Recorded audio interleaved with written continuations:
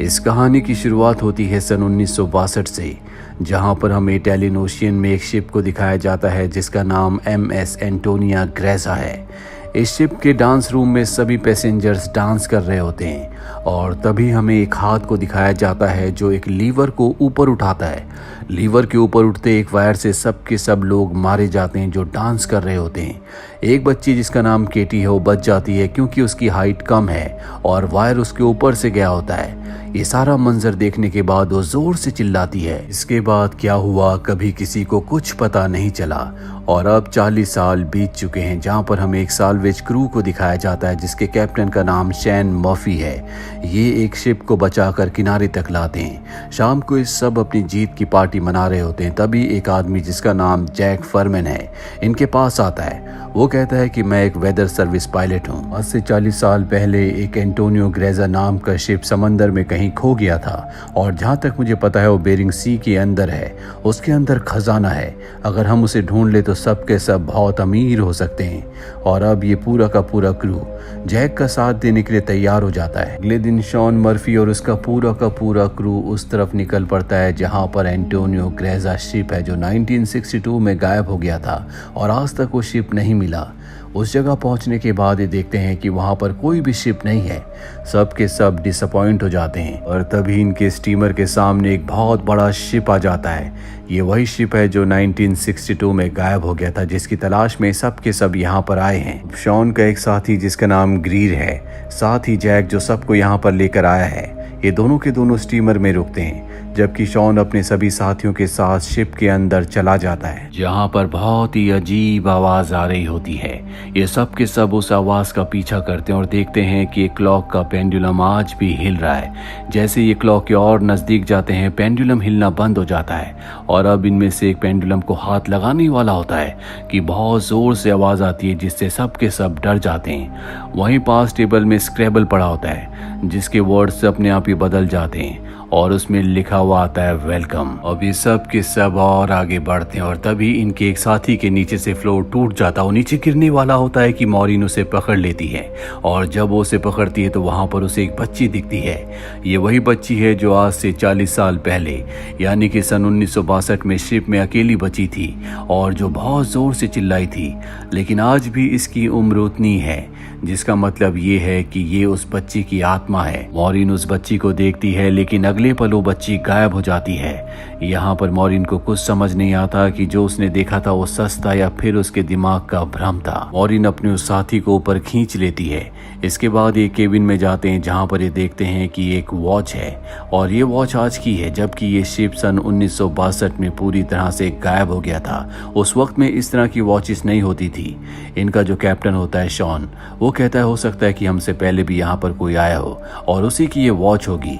इसके बाद ये शिप का मैनुअल लेकर वापस अपने स्टीमर में आ जाते हैं। अगली सुबह इन्हें पता चलता है कि शिप में एक बहुत बड़ा होल है जिस वजह से धीरे धीरे शिप सिंक हो रहा है और अगले 3 दिनों में ये इस होल को रिपेयर करके शिप को यहाँ से ले जाना चाहते हैं। इसीलिए सब अपने काम पर लग जाते हैं। वहीं मॉरिन को दिखाया जाता है जो शिप के उस हिस्से में जाती है जहां पर स्विमिंग पूल है। वो ये देखकर हैरान होती है कि स्विमिंग पूल पर गोलियों के निशान है।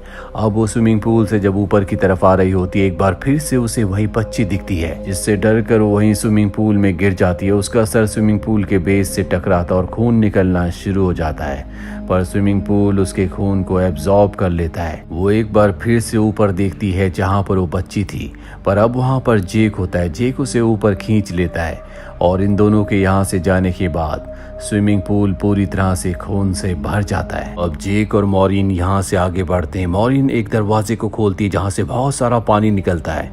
ये दोनों के दोनों उस दरवाजे के अंदर जाते हैं और तभी दरवाजा अपने आप ही बंद हो जाता है, इसीलिए इन्हें आगे बढ़ना पड़ता है। आगे बढ़ते हुए ये एक केबिन तक पहुँचते हैं जहाँ पर 9 लकड़ी के बॉक्सेस होते हैं। ये अपने बाकी साथियों को भी यहाँ पर बुला लेते हैं और जब ये बॉक्स को खोलते हैं तो हर एक बॉक्स के अंदर 28 गोल्ड के बार होते हैं। इन 9 बॉक्सेस के अंदर बहुत ज़्यादा सोना है जिससे सब के सब बहुत अमीर हो जाएंगे। इसीलिए तय करते हैं कि ये इस शिप को यहीं पर छोड़कर गोल्ड लेकर निकल जाएंगे। ये सारा का सारा गोल्ड अपने स्टीमर में रख देते हैं और अब यहाँ से निकलने की तैयारी कर रहे होते हैं। पर तभी इनके स्टीमर में दिखाया जाता है कि स्टीमर के गैस सिलेंडर का नोब अपने आप ही टर्न ऑन हो जाता है, जिससे हवा में गैस फैलना शुरू हो जाती है। वही मॉरिन एक बार फिर से उसी बच्ची को देखती है जो उसकी तरफ भागती हुई आ रही होती है, क्योंकि वो उसे वार्न करना चाहती है, पर कोई उसे पकड़कर पीछे धकेल देता है। और तभी मॉरिन का साथी इंजन को ऑन कर देता है जिससे ब्लास्ट होता है। उस ब्लास्ट में उसकी मृत्यु हो जाती है। मॉरिन यहाँ पर बहुत कंफ्यूज्ड है क्योंकि वो उस बच्ची के बारे में जानना चाहती है जो उसे बार बार दिखती है। वो शिप के डेटा में पैसेंजर्स के नाम चेक करती है जिससे उसे पता चल जाता है कि जो बच्ची उसे दिखती है उसका नाम केटी है।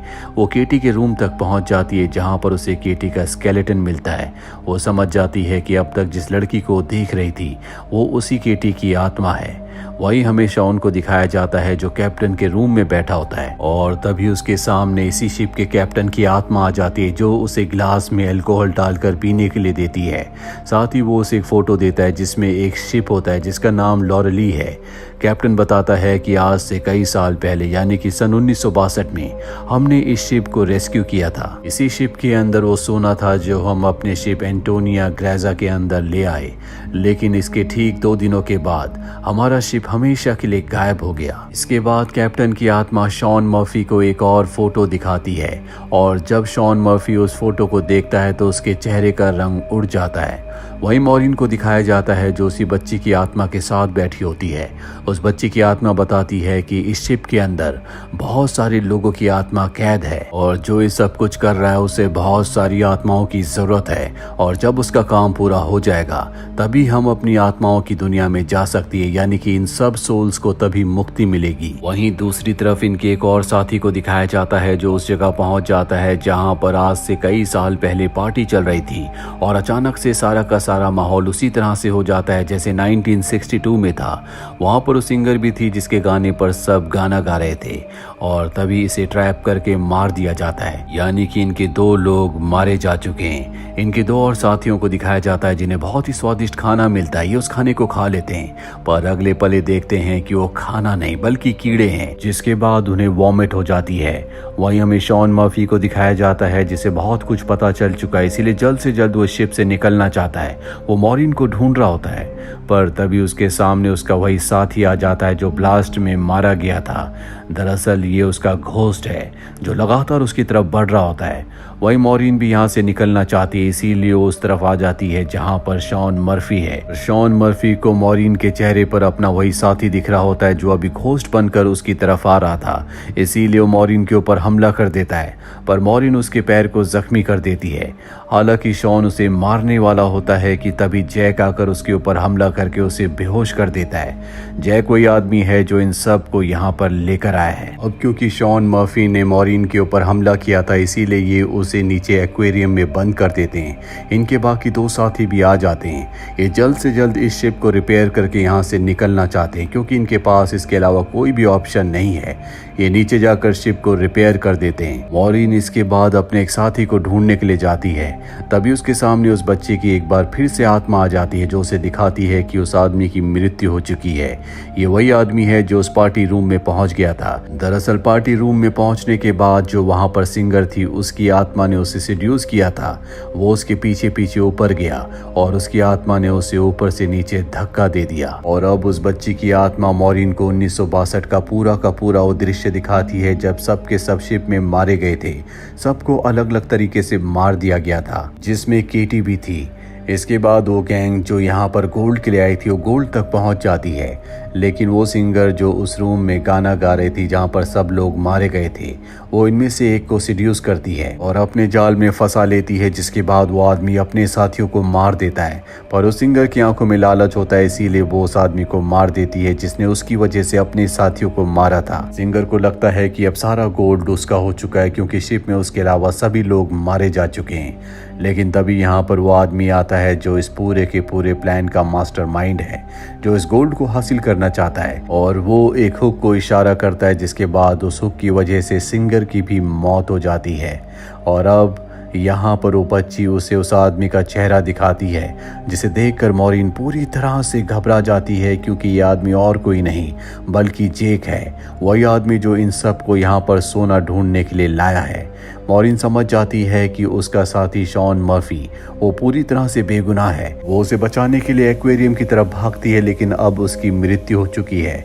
कैप्टन की आत्मा ने जो उसे फोटो दी थी वो उसी के हाथ में होती है, जो पानी में वो देख लेती है, और ये फोटो और किसी की नहीं बल्कि जेक की है। जेक कोई इंसान नहीं है बल्कि वो एक इविल स्पिरिट है जो किसी के लिए आत्माओं को जमा करता है। हो सकता है कि वो शैतान के लिए काम करता हो और यहाँ पर वो इन सबको मारकर इनकी आत्माओं को भी जमा करना चाहता है। मॉरिन अब अपने साथी से कहती है कि तुम्हें जैक पर नजर रखनी होगी, मैं अपने दूसरे साथी को ढूंढने के लिए जा रही हूँ जो कि पानी के अंदर है। मॉरिन जब उस जगह जाती है तो उसे समझ में आ जाता है कि उसकी भी मृत्यु हो चुकी है, जिसे जैक ने मार दिया है। वहीं जैक उस जगह आ जाता है जहाँ पर मॉरिन ने अपने साथी को कहा था कि वो जैक पर नजर रखे।